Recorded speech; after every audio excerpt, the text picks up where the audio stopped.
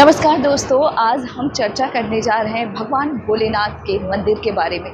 जी हाँ, गुवाहाटी के ठीक बीचों बीच विशाल ब्रह्मपुत्र नदी के किनारे बसा उमानंद द्वीप एक शांत और सुरम्य स्थान है। यह सबसे छोटा बसा हुआ द्वीप के तौर पर भी जाना जाता है, जहाँ पर पूजनीय उमानंद मंदिर स्थित है, जिसे एक पवित्र तीर्थ स्थल माना जाता है। नदी के किनारे से नौका द्वारा आप चमचमाते जल पर सवार होकर इस आध्यात्मिक स्थल तक पहुंच सकते हैं। आपको बता दें कि घाट पर प्रतीक्षा करते समय ब्रह्मपुत्र नदी के किनारे मनोरम दृश्य यात्रा शुरू होने से पहले आपको एक शांत और सुंदर क्षण का अनुभव कराता है। ऐसा माना जाता है कि भगवान भोलेनाथ महादेव भगवान शिव ने इसी स्थान पर प्रेम के देवता कामदेव को राख में बदल दिया था। एक अन्य कथा के मुताबिक महादेव उमा के प्रेम को बढ़ाने के लिए यहाँ उपस्थित होते हैं, इसलिए इस मंदिर का नाम उमानंद है। इस मंदिर के मुख्य देवता उमानंद है, जो भगवान शिव का ही एक रूप माना जाता है। शिवरात्रि के दौरान आपको बता दें, यह मंदिर जीवंत हो उठता है, क्योंकि भक्त, साधु और पर्यटक इस तैरते हुए पूजा स्थल पर उमड़ पड़ते हैं। कई लोग प्रकृति के बेहद करीब होने और मनोरम स्थान के कारण इस द्वीप पर घूमने आते हैं। यहाँ के निवासी पुजारी और मंदिर के रखवाले हैं, और निश्चित रूप से कुछ यहाँ पर बंदर भी मौजूद है, जो चढ़ावे में रखे फलों को छीनने की कोशिश करते हैं। आपको बता दें कि असम के गुवाहाटी में ब्रह्मपुत्र नदी के बीच स्थित मयूर द्वीप पर बना भगवान शिव का एक प्रसिद्ध मंदिर है।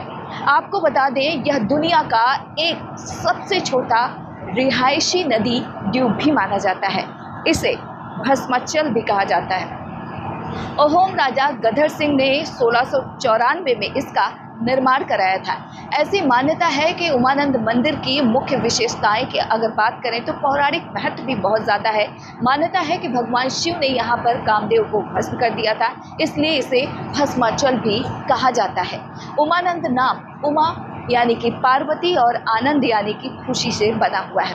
अगर इस स्थान की बात करें तो मंदिर के चारों तरफ ब्रह्मपुत्र नदी के शांत पानी और हरियाली से ये घिरा हुआ है। अब सवाल उठता है कि यहाँ पहुँचे कैसे? तो दरअसल गुवाहाटी के बाजार या कचहरी घाट से आप फेरी के माध्यम से यहाँ पहुँच सकते हैं। फेरी सुबह से शाम तक चलता है, जिसका टिकट बहुत कम है, आप आसानी से उसे खरीद सकते हैं। सबसे अच्छा समय की अगर बात करें तो शिवरात्रि के दौरान यहाँ भक्तों की भीड़ आकर्षण भारी संख्या में होती है। भक्त आते हैं। मंदिर के पास के घाट से ब्रह्मपुत्र का अद्भुत जो है दृश्य वो दिखाई देता है। तस्वीरों में आप देख सकते हैं इस वक्त ये वही ब्रह्मपुत्र नदी है, जो चारों तरफ आपकी जहाँ पर भी निगाहें पहुँचेंगी वहाँ पर आप इस असीमित सैलाब को देख सकेंगे। और इसी के बीच में मौजूद है भगवान भोलेनाथ का वो मंदिर, जिसे उमानंद मंदिर के तौर पर जाना जाता है। आपको बता दें कि देश के अलग अलग हिस्सों से भगवान भोलेनाथ का दर्शन करने के लिए भक्त यहाँ पर आते हैं। और ऐसी मान्यता है कि माता कामाख्या के दर्शन करने के बाद